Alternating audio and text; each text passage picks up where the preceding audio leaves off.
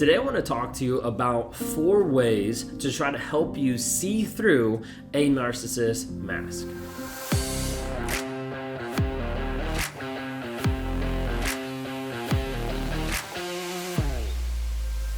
If you guys are new here, my name is Ben Taylor. I'm a self-aware narcissist on this channel to provide awareness, growth, healing, and change. I'm the founder of Raw Motivations, the creator of the NARC app, and your guide in the 45-day clarity challenge that you can access all of this at Raw Motivations. If you like what you see here, go ahead and subscribe, like, rate, review, anything like that, because I want you to stay up to date on some of the stuff that we put out on a daily basis, and also up to date whenever we do lives and whenever we do events, so that you can be up to date on what's going on. Okay, so check that out. You can go to rawmotivations.com to get a listing of all the different services and the things that we offer. Okay, well, we know that narcissists have a mask.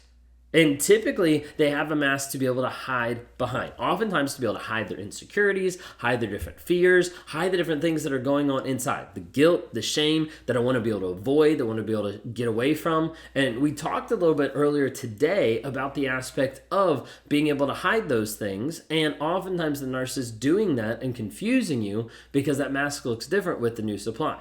Well, today I want to give you an aspect of 4 ways to help you see through a narcissist mask. Well, first off, what do I mean by mask? Okay, a mask for a narcissist is the idea of creating, establishing, or projecting a false persona to be able to hide the insecurities. You might ask, they don't seem insecure, so what are they actually hiding? Well, they're hiding typically guilt and shame. They're hiding the aspect of guilt, I did something bad, and shame, I am bad, to try to make sure that they feel better about themselves. They put out there, hey, I'm a good person. This is the mask that I've created. This is the false persona that says, I'm a good person. When in reality, behind there being like, nope, not a good person, but I can't deal with that. I have to deal with this. Okay, that way I don't have to be impacted fully by the guilt and shame. So a narcissist is typically running away. They're running away from accountability. They're running away from responsibility. Big aspect is just shame avoidance. You see, the insecurity oftentimes creates the mask. It oftentimes creates this aspect of I'm insecure with what I've done, who I am. I haven't had the chance to be able to grow up in a way to learn how to process guilt and shame. And so as a result, we have shame avoidance, and we're running away from that accountability. Okay? Hopefully that makes sense. With this comes a lot of compartmentalization. This isn't me. That's not what's going on. Let me box up my feelings, put them to the side, box up this situation that I don't want to feel bad about. Let me rationalize what's happening. Let me gaslight myself. Those are all different things to be able to hide the guilt and the shame, and typically by putting up a mask. Okay, so when we're talking about 4 ways to see through a narcissist mask, this is not everything out there. These are just a couple tips that I've come up with that I want you to understand and hopefully see just a little bit of a glimpse of hey, if I do this, I might be able to see. Okay, that's not saying hey, you're gonna know for sure. It's just, hey, this is ways that have worked for some people, and I want to share them with you guys today. Okay, the first one is being able to ask this question and this statement to the narcissist in your life. Okay. Very simple. Make sure you go in with a clear head, okay? To what level do you identify with this statement, I am a narcissist? Okay, when we're talking about this, we're saying hey, this is really straightforward. This is very much hey, you're not calling them a narcissist, but you're putting that term out there. You have to be really careful with this because there's a lot of stuff that's happening with narcissists that once they learn about narcissism, once they hear about it, then they start coming back at you. They start telling you I think you're the narcissist. I think you're abusive. So you have to be really careful. When you go in with this question, one, you have to be really careful of sound mind of you know who you are and you know the toxicity that they have. So you have to be really careful because you might be getting manipulated from this right after the fact when you put out there a narcissist. The other thing is being really careful to establish the question without attacking that they are a narcissist. This is the part that kind of gets around some of the mask in one sense, because you're not saying, hey, I think you're a narcissist. No, you're saying how much do you identify with this? Am I a narcissist? And being able to see a level of engagement there gives you a little bit of an idea, because when you ask it in that way, is sometimes it can slip around the side of the mask versus coming across an attack. Oftentimes the attack doesn't really get you anywhere. Well, when we're talking about that question, straightforward, do it with the sound mind, careful manipulation. And this is when you walk into the conversation, you already have a hunch or you already know that this person is narcissist or very narcissistic, okay? Because we're not diagnosing here, okay? But you also have to have like that level of awareness of like are they going to be aware? Are they going to have a willingness to identify of what's actually going on? Different things like that, okay? So that's number one. Be careful about that, but just putting it out there. Number two, what is your biggest flaw that you struggle with? Okay, being able to ask, and this, you're looking for a flaw, a weakness, like something that is like there, that is like, hey, what do you actually struggle with? Like, what is something that you wish you could be better at? Or like different things like that. There's different ways to phrase it, but the way I have it is like, what is your biggest flaw that you struggle with? Okay, trying to put it there. Now, with this, what we're looking for is we're looking for the aspect of self-reflection.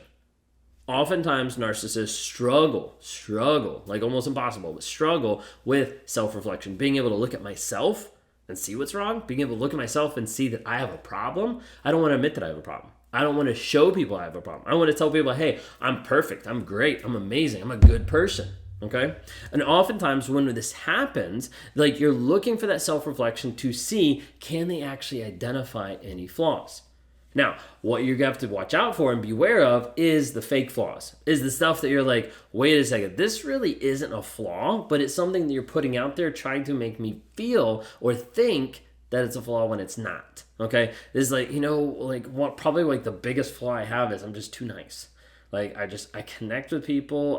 I'm really like too caring. I'm too helpful. Like, there's different things like this and you're like, wait a second, this isn't actually a flaw. Like we're not talking a flaw here. We're talking about something that you're slowly trying to up your ego while saying at the same time, oh yeah, like I struggle with this. Like you'll see that. And you kind of have to like sit down and kind of analyze it and think through it, because otherwise some of the things they'll put out there seems like, oh yeah, like that's something I struggle with too. It might even be a reflection. It might even be a straight up mirror of something you struggle with. And as a result, you bypass the thought process of like, oh yeah, they don't actually struggle with that. I struggle with that. Oh my gosh, like we have so much in common. Like we love each other. Like all this kind of stuff. So you have to be really, really careful. Oftentimes they're not going to identify real flaws. Not especially the ones you see, not especially the ones you deal with. A lot of times they're not going to identify real flaws. Okay, so what is your biggest flaw that you struggle with? So that's the second one. Okay, number 3, establish a boundary and watch for a reaction. Now, when we talk about boundaries, a lot of times people are like, well, I don't want to control them. I don't want to like put stuff on them. Or they say it's controlling when I have a boundary. Okay, well, you have to understand boundaries are for you. Like you, who's watching the video right now, boundaries are for you, not for the other person, okay? A boundary is for you to say, this is the level of shit that I'm going to deal with, and I'm not going to let you go past that, okay? Boundaries can be reactionary, of like, I don't want to have this in my life because of X, Y, and Z, or they can be actionary, I want to have this in my life because I am living this way. I'm going this direction. So many people get those confused, and so many people struggle with boundaries because they don't know who they are, and they don't know the direction that they're actually going. Well, with a boundary, it can be as simple as saying no. It can be as simple as saying like, hey, I'm not comfortable with that. And what you're looking for is the reaction, the response there that's showing entitlement, that's showing the selfishness attitude. And you're like, wait a second, like if you actually cared about me, like this would be something you would respect. This would be something that you would be like, hey, I totally get it. Like, I'm sorry I pushed that. I'm sorry that I said that. I'm sorry, whatever. Looking for an apology. Like, things like that. Like, you'd see different aspects. And so oftentimes it'll bring up entitlement. It'll bring up the selfishness aspect. You want to watch out for the aspect of, like, the guilt tripping. When you set that boundary, you're just being abusive. You're controlling me. I thought if you really loved me that we could do this. All these different things. You're going to see guilt tripping to get past your boundary. So make sure you know your boundary and your boundaries stay firm. Guilt tripping, and also the aspect of the slow erosion.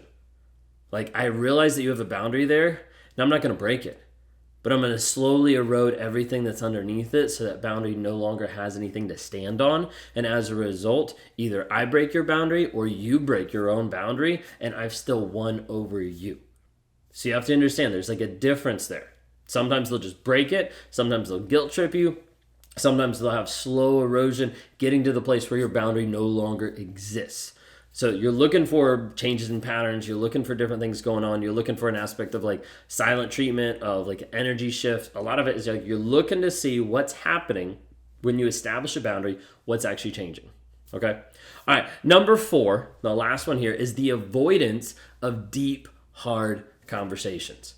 Now, oftentimes when we talk about narcissists, they don't really have deep conversations. It's very surface level. That's because the mask, you're not really getting past the mask. You're not seeing me behind like my insecurities, like those kind of things. That's the aspect of a lot of narcissism. Well, when we're talking about that and when we're trying to hide a lot of that, it's there to be able to hide those insecurities. So a lot of times a narcissist is not going to have these deep, these vulnerable, these intense conversations because they're unwilling to actually engage with that. However, you have to be very careful of false vulnerability. A lot of times, a narcissist will have this aspect of false vulnerability that will give you the impression and the idea that they're actually vulnerable. Typically, this is bringing up a past event of how a previous ex abused them, of how they were abused as a child, of how they were distraught because of this, of how they struggled with X, Y, and Z in the past, not in the present. That's like the biggest thing you need to take from this aspect with the avoidance of the deep hard conversations. Okay, they're great at false vulnerability of like the past stuff. Okay, but the present is super hard because what you're doing at this point is like having these deep conversations is you're pulling at those insecurities. You're pulling at the weaknesses. You're pulling at the aspects of the mask and you're waiting to see, is it actually going to slip? Is it actually going to change? Because what I'm asking you to bring to the table is the stuff that's underneath the mask, is the vulnerabilities that's actually underneath there. But a lot of times narcissists will avoid those deep, hard conversations. So check those out. Okay, last but not least, if you're at a place where you're like, I don't know if what I'm seeing is the mask, is the real person, I'm not actually sure, or you're looking for closure of like, I don't know what was real, the mask or him, or anything like that, okay, I want you to reach out for help. I would love to be able to talk with you, love to be able to work with you to try to help you understand the aspect of like, hey, was that person narcissistic? Was this the mask? What do I actually believe? What was demonstrated? Am I the toxic person? Am I the narcissist? All these different questions you have. We'd love to be able to work with you. We'd love to be able to help you on that healing journey. You can go to rawmotivations.com. You can click one-on-ones to be able to see more information, hear from a couple different people, read through a couple different things to understand what I try to do and how I try to help people on a day-to-day basis to find healing, to find growth, to find change, to develop clarity in their lives for a purpose, for a vision of a happy and a healthy future.